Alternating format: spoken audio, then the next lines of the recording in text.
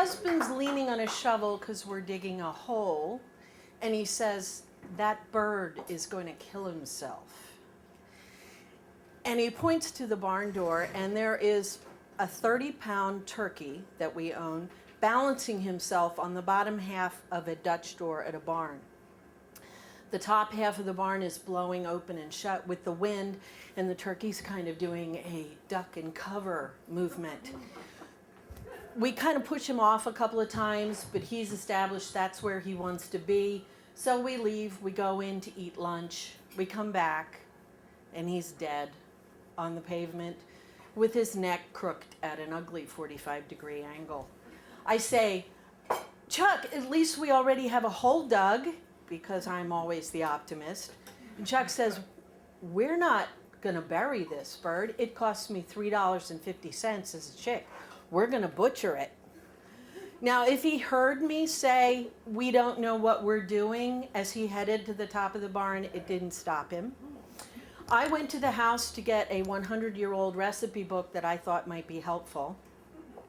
I go back to the top of the barn where my husband has laid the turkey on some planks on two sawhorses under a single swinging light bulb, and he's collected an assortment of tools that he thinks are going to be helpful.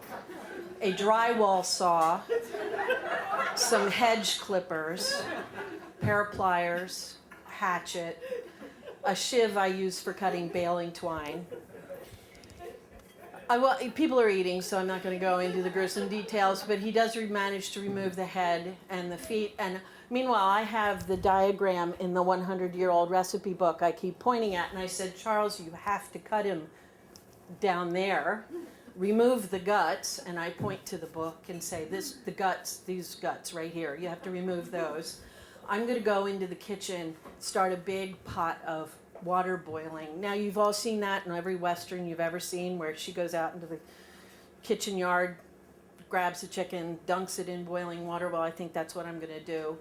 So I go in, get my biggest canning pot, put it on the stove, allow for displacement, put some water in it. But the water is just not boiling fast enough, and I realize the pot is probably not going to be big enough. You never really realize how big something is until you have to boil it whole. And this bird was big. I mean, big, like toddler big. Okay, so I'm boiling the water. Chuck comes in the door. He's not concerned about displacement or the water boiling fast enough or whatever, and he just dunks the bird in.